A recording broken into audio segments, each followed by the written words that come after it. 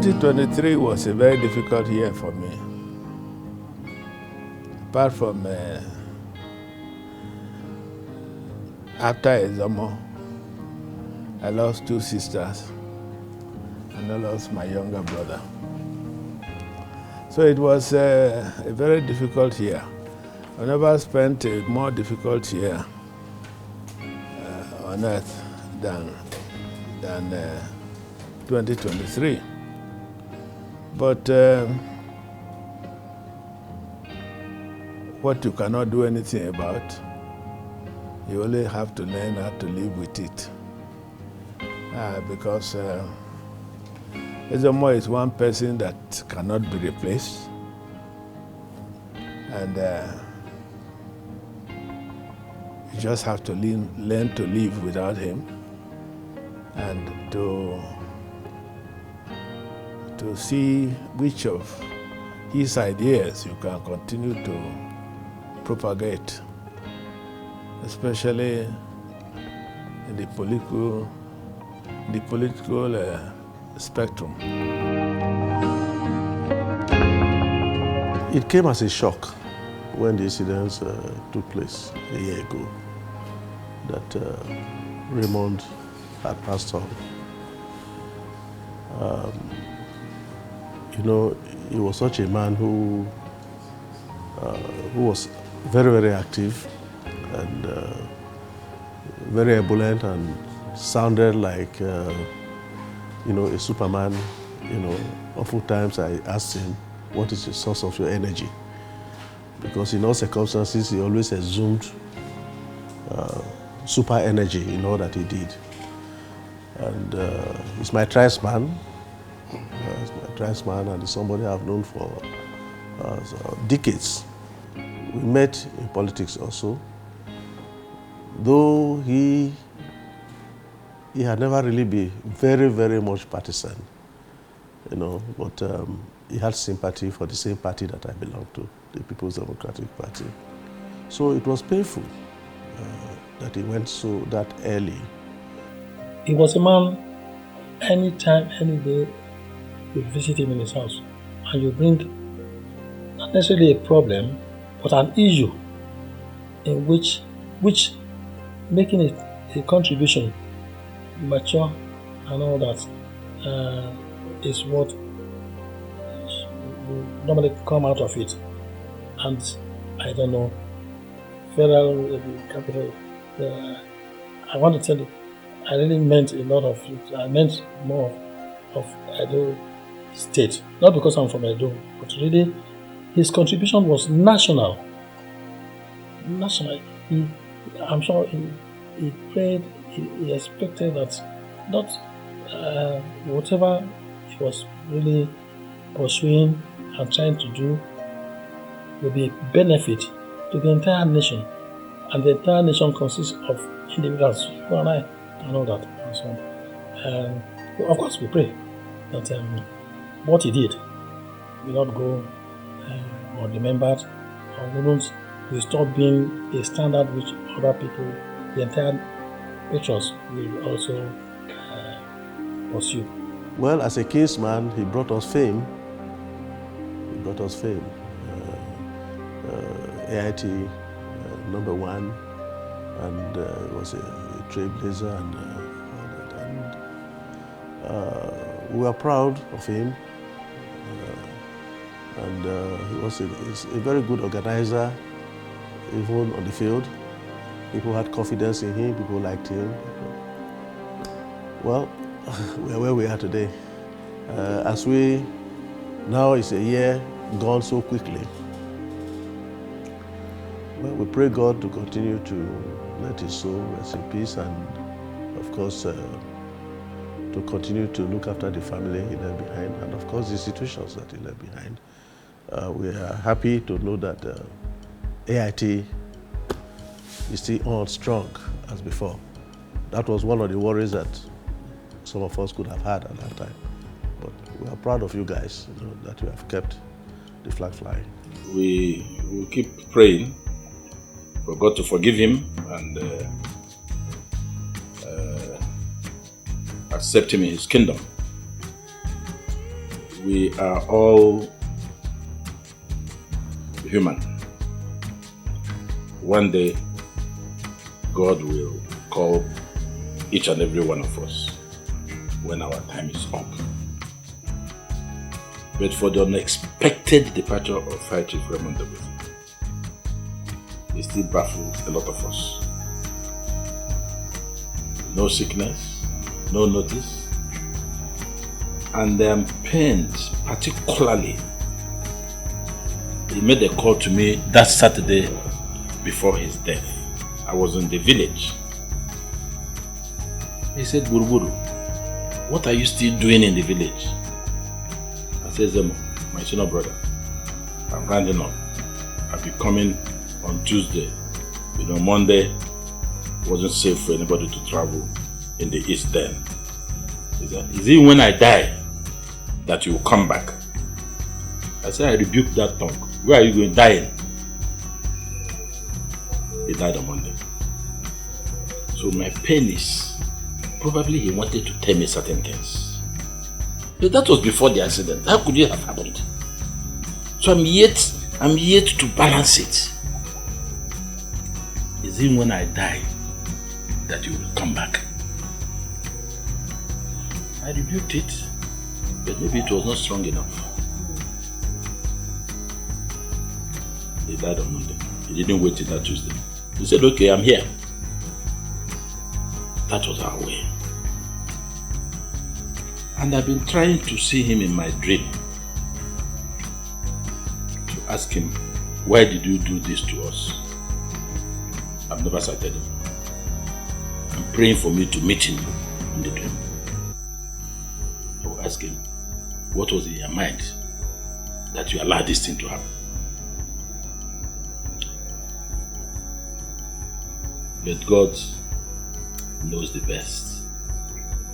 We cannot ask God why. Should God tell us why, we wouldn't have asked him why in the first place. So, that's how we see it. If you want to talk about Izomo and politics, you have a lot to say. He had ideas that nobody is even talking about now. He had, he was a very brilliant man, gifted as well. And he left great footprints, not only in the political field, but in the economic field. His idea is to create employment.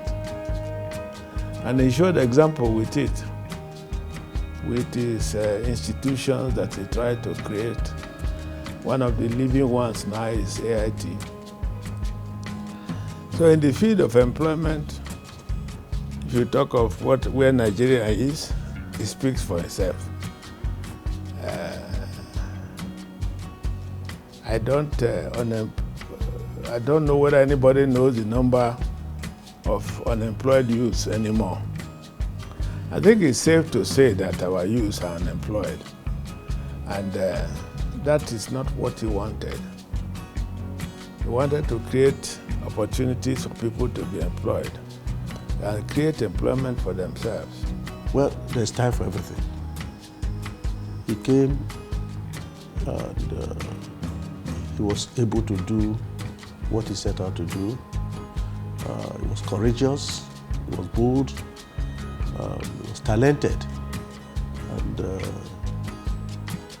he was first in so many things that he set out to do. There's certain territories that looked very difficult to them, particularly setting up dark communications, the AIT, the first independent radio television in Africa. It couldn't have been easy at all. And from all the narrations we got, the process of getting there, it wasn't easy. And we did respect him for all that. Even before you ask of ideas from him or his contribution or whatever he wants to say about the situation, he's already made up his mind what he thinks that was right for the country not, not, not for individuals as such. Of course, individuals make up a nation and all that and so on. So it's really a very painful.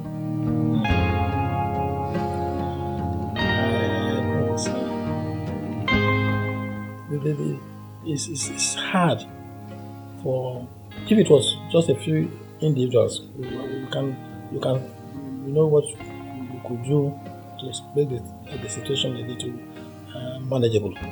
But there he is, 1 year after. I'm happy that those of you, I think a lot of you work with the AIT, you've been able to maintain the standard. But certainly, if he was around, there will be some color that will come in, and I would have missed all that. That's all. So we missed him, but we are gaining from what he taught us. Not voluntarily, he didn't perceive what being a teacher, whatever it is, but whatever he said, whatever he did, and how he did it, was setting standards for a patriotic, mature fellow and all that. And you never can tell. Maybe the citizens of Nigeria probably will have started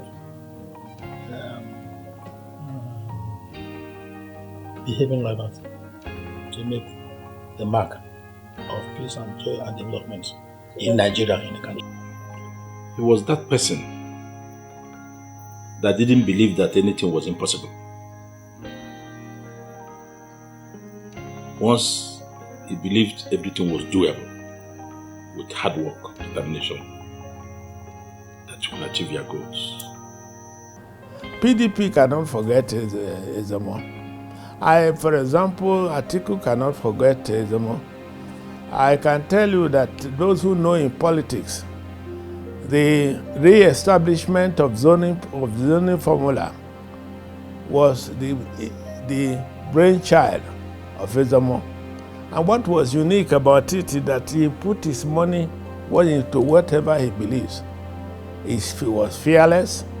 He didn't even know the daytime of day or night, whether it was day or night. If he wanted to do something, if you wanted to go to Benin at 2 o'clock in the morning by road, and you tell him, oh, wait until 6 so that the day will daybreak. He said, okay, but then I've lost 4 hours. Let me be on the road already. And that is how he will go. It didn't matter which part of Nigeria he wanted to go. One thing you never tell him is, you try to dissuade him by way of fright. No, he didn't know that kind of thing. That was not in his book. And we drag everybody else along, and at the end, people are laughing. As a party man, he was always interested in reforms of the PDP. We all know that party politics in our country today require reforms. The same issues that were there when we really interacted seriously about 2008, I think it was, 2008, 2009, when himself and the former Senate President Unamani and even Professor Ebisi Nwosu and a host of others, they had a committee which they styled as the PDP Reform Group, in a way to making the party really independent and making the party a stronger institution and a institution with greater credibility, and reliability. I recall on that occasion, I discussed that issue with the then Vice President, Goodluck Jonathan, and we were very much akin to what they wanted, because we were looking for a party that would be like the ANC in South Africa, a resilient party, and in fact, some of their suggestions we are part of, we adopted when President Yar'Adua commissioned Jonathan, chairman to electoral reforms committee within government. Of course, all the decisions we took in that committee were later to be adopted by Justice Uwe's commission. It was just unique. I keep saying that once in a while a person like him comes along, like a shooting star. It just makes his mark and it disappears. When you are not expecting it, it disappears. I also think that it is very telling of his patriotism that he left on the 29th of May. That date, everybody knows what it means in Nigeria.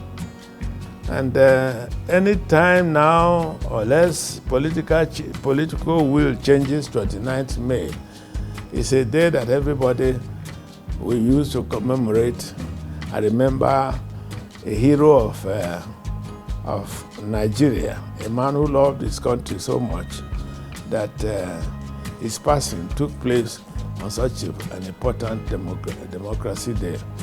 You know, when you have a son who is done well, it's pride. You know, it's pride. Even the mention of the name is pride for the people. You know, so even if it was excelling in what he set out to do and actually creating institutions, you know, he has won himself into the minds of the people, and that lasts forever. Because people will always talk to something and then his matter will come up. That's why I say the real immortalization is in the heart. It's a mighty loss, but to the entire nation, of course, I tell you that. But certainly, those he will hurt most will be his consanguineous connection and all that. And of course, a lot of things that is set up, we all pray, and what we should do to maintain, to get his memory colorful and warm, and people are happy. They want to look forward to things like that, not stopping because he's not physically around. And it's made, like I said, a mark that anywhere in the world will be it politically and patriotically. We'll continue to pray for him. We'll continue to try, see what we can do. But it affects those commitments and those. It's not easy. It's not going to be easy. Ezemo was a huge mountain that was ready to absorb. I am yet to see anybody that has his heart, that has his zeal, his commitment to help. You see a lot of people, that's it. You know? You cannot talk about Ezemo, you keep talking. But something will come in again, something will come in again. So